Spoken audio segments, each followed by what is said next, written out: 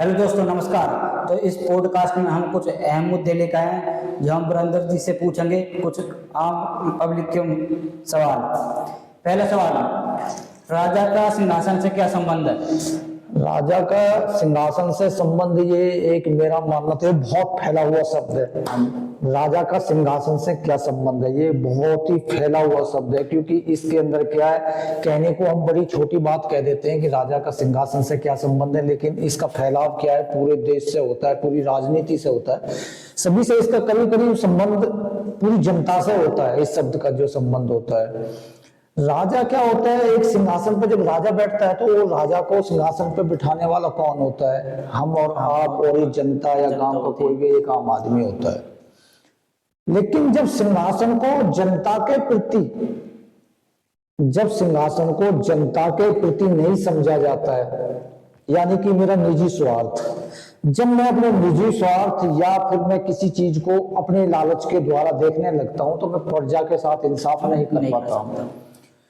तो राजा को सबसे पहले अपनी प्रजा की तरफ ध्यान देना चाहिए। जैसे कि मैं आपको एक छोटा सा एग्जांपल देता हूं। गांवों के अंदर पहले कहते नहीं था कि तंबू लगा दिया। तो तंबू का मतलब होता है कि जब तंबू लगाते हैं तो उसके नीचे बंबू खड़ा करा जाता है, और जब बंबू नहीं होगा तो तंबू कहां से लगेगा? जब प्रजा ही नहीं होगी तो राजा कहां से बनेगा? जब राजा अपनी प्रजा के साथ में इंसाफ नहीं कर पाता है तो वही प्रजा उसकी सत्ता को चेंज कर देती है। ये प्रकृति का नियम है, और मैंने तो आज तक ऐसा ही देखा है, फ्यूचर में भी ऐसा ही होगा। जब राजा प्रजा के साथ में तालमेल खराब हो जाता है, उसकी रिक्वायरमेंट को पूरा नहीं कर पाता है, वहां पे क्या है, जनता उसके बरखिलाफ हो जाती है और सत्ता का चेंजमेंट हो जाता है। लेकिन इसमें कुछ एक मुद्दे ऐसे भी होते हैं, जैसे कि मैं आपको एक छोटी सी चीज बताता हूँ। कभी आपने महाभारत देखी होगी, नहीं देखी है तो मैं नहीं जानता इस चीज के बारे में, लेकिन महाभारत के पहली एपिसोड के अंदर हुआ करते थे जिसके नाम पर आज हमारे देश का नाम भारत पड़ा हुआ है।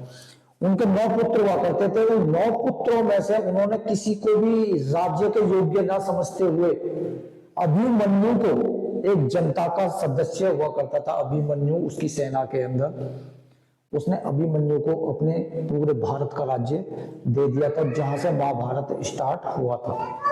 तो मेरा मानना ये तो कलयुग है, ऐसा सतयुग जैसा तो नहीं हो सकता, लेकिन फिर भी ये कि अगर जनता के साथ, देखो मैं एक छोटी सी चीज बताता हूं। मैंने देखा कि मोदी जी हैं, एक अच्छे व्यक्ति हैं, मैं खराब भी नहीं बताऊंगा, क्योंकि होता क्या है कि जब हमारी रिक्वायरमेंट पूरी नहीं होती है या कोई हमारा तालमेल खराब हो जाता है तो सामने वाला हमारे लिए गलत हो जाता है। छोटा सा एग्जांपल मैं बताता हूं आपको कि होता क्या है, किसी बंदे से मेरा काम पड़ता है, अगर उसने मेरा काम कर दिया तो बहुत अच्छा आदमी है, और अगर उसने मेरा काम नहीं किया तो बहुत गलत आदमी है। ये तो वही बात हुई, अपना मतलब तो नहीं होता प्रजा से, तो इसका संबंध ये नहीं निकाल सकता मैं, क्योंकि एक प्रजा की रिक्वायरमेंट जो होती है उसको राजा का कर्तव्य बनता है उसको पूर्ण करना, उसकी रिक्वायरमेंट को मतलब आगे तक लेके जाना। अगर नहीं भी लेके जा सकता है तो सामने आके बातचीत करनी चाहिए, और बातचीत करने से दोनों पक्षों के, जब कुछ विपक्ष की आपस में बातचीतें होती है ना, तो काफी कुछ समाधान वहीं पर निकल जाते हैं। लेकिन जब इंसान मुंह छुपाने लगता है और सामने आके बातचीत नहीं कर सकता है तो वहां पर उसकी कमियां जो होती हैं उजागर होने लगती हैं, और वहां पे क्या है, सामने वाला जो पक्ष होता है वो काफी भारी हो जाता है, और इन चीजों से आगे चल के काफी दिक्कतों का सामना करना पड़ता है, ये मेरा मानना है। दूसरा सवाल, फिर पत्नी का पति से क्या संबंध है? हाँ, ये भी एक बहुत ही गहरी बात है। पत्नी, जब एक किसी इंसान की जब शादी होती है ना, तो वो शादी, जब कोई भी बेटी किसी के घर में आती है ना, तो वो अपने पति के पीछे आती है, ना कि परिवार के पीछे आती है। परिवार से उसका संबंध बाद में है, पहला संबंध उसके पति से होता है। और जब पति का और पत्नी का संबंध अगर खराब होने लगते हैं तो उसको परिवार से कोई लेना देना नहीं होता, परिवार से उसका कोई संबंध नहीं होता है। कहते नहीं कि जब पति से संबंध है तो परिवार उसके पीछे खड़ा है। अगर यहीं पर संबंध खराब हो जाते हैं तो फिर वो परिवार के अंदर योग्य नहीं होती, और वहां पे तलाक होते हैं या इस तरीके के समझे होते हैं। ऐसे ही सेम वो राजनीति का ये भी कॉन्सेप्ट वही आता है कि जब राजा का संबंध प्रजा से नहीं मिल पा रहा है तो सत्ता चेंज हो जाती है। ऐसे पति पत्नी का संबंध होता है, जब तालमेल सही नहीं होता है तलाक हो जाते हैं या कुछ भी हो जाता है। एक दूसरे के विचार को समझना, मैं एक ही चीज की इंपोर्टेंसी मानता हूँ इसके अंदर, दोनों के विचार मिलना। अगर दोनों के विचार मिलते हैं, इस प्रकृति के अंदर हर चीज का है। एक पौधा लगाया हमने जमीन के अंदर, अगर उस पौधे का और मिट्टी का विचार आपस में मिल गए तो वो पौधा हरा भरा अच्छा हो जाता है, अगर विचार नहीं मिले वो पौधा सूख जाता है। मेरा मानना तो यही है। तो प्रकृति है, प्रकृति का ऐसे ही चलता हुआ आया है। तीसरा सवाल, इस जीवन में विश्वास क्या है? विश्वास, विश्वास कहने में एक बहुत छोटा सा शब्द है विश्वास। कहते नहीं विश्वासघात, विश्वास का घात भी वही करता है जिसमें विश्वास होता है। अगर तुम विश्वास ही नहीं करोगे तो घात कहां से होगा। और दूसरा इसमें एक मैं बहुत बड़ी चीज बताता हूं, जब इंसान किसी चीज की तरफ चढ़ने लगता है ना, तो सबसे पहले उसके पैर हाथ जो खींचने वाले होते हैं ना, वो परिवार के अपने ही होते हैं। अपने ही होते। क्यों? उसमें भी एक राज मैं बताऊंगा आपको। किसी की एक छोटी सी चीज बताता हूं मैं, कहते हैं कि धक्का वही देता है जो बगल में खड़ा होता है। जो मेरे बगल में खड़ा मैं उसको धक्का दे दूंगा, जो मेरे से 4 किलोमीटर दूर खड़ा है मैं उसको धक्का नहीं दे सकता। इसलिए विश्वास भी वही करेगा जिसके ऊपर आपका विश्वास होगा, और विश्वास को भी वही तोड़ेगा। ये प्रकृति का नियम है। कहना बहुत छोटा शब्द है लेकिन ये फैला हुआ शब्द है बहुत ज्यादा। और विश्वास एक ऐसी चीज है कि विश्वास के ऊपर ही हर रिश्ता चलता है, चाहे वो परिवार से संबंधित हो, राजनीति से हो, किसी भी चीज से हो, इसके बगैर कुछ भी नहीं चल सकता। एक विश्वास ही होता है कि जिसके ऊपर हम पूरी प्रकृति को लेकर चलते हैं। अगर विश्वास ही नहीं होगा तो फिर उस इंसान की तरफ वो इंसान ही नहीं जाएगा, कोई भी काम करेगा या कुछ भी करेगा। तो इस तरीके से क्या है, विश्वास बहुत एक, देखो मैं एक छोटी सी चीज बताता हूँ जो मेरा खुद का व्यू है। एक दोस्त अपने दोस्त के पास इजाजत लेने की जरूरत नहीं है, वो कभी भी जा सकता है। अपने माता पिता के घर उसको परमिशन लेने की जरूरत नहीं है कि मैं आ रही हूँ या मैं आ जाऊं या मैं क्या करूं, पूछने की जरूरत नहीं है। एक बेटी अपने बाप के घर, अपने माता पिता के घर बिगर किसी के पूछे कचे कभी भी वो आ सकती है।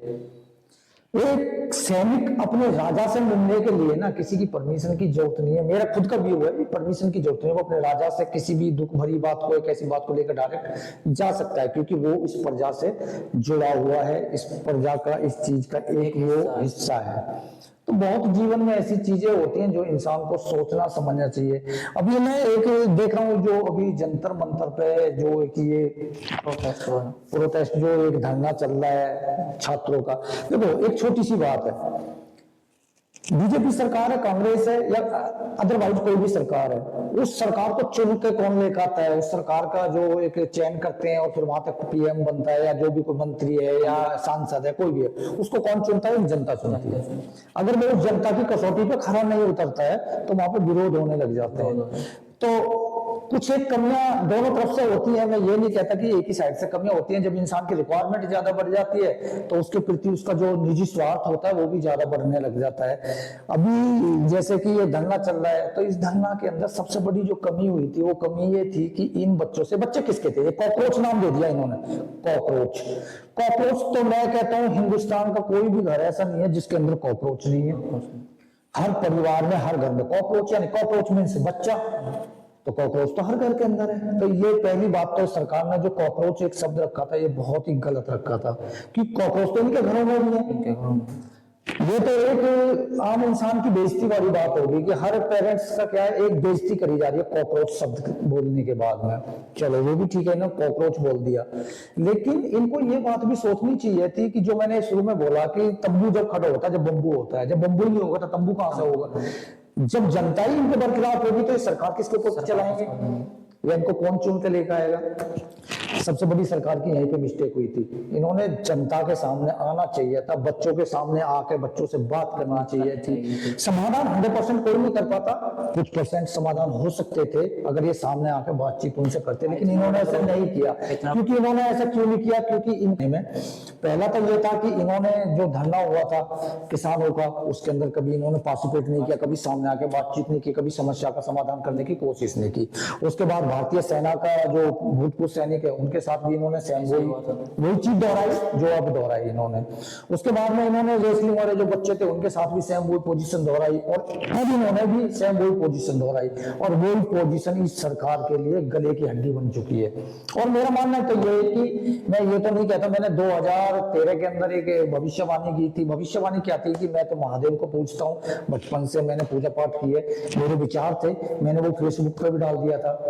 मोदी आए, उसके बाद फिर मोदी आए, मैंने वो लिख के डाला था उसके अंदर, वो फेसबुक पे मेरी पे आज भी पड़ा हुआ है। और मैंने लिखा था उसके अंदर 2027 में सरकार गिरेगी। मैं नहीं जानता सरकार गिरेगी नहीं गिरेगी, परसेंट सरकार गिरेगी, ये मेरा सच्चा व्यू है। तो इस तरीके से सरकार को ध्यान देना चाहिए, आम जनता के साथ मिलजुल के बात करनी चाहिए, कभी कोई किसी चीज का समाधान होता है। ठीक है, तो इसी चीज से हम सहमत हैं, जो भी हो रहा है अच्छा हो रहा है, जो होगा अच्छा होगा, आगे देखते हैं फ्यूचर में क्या होने वाला है। ठीक है, थैंक्स।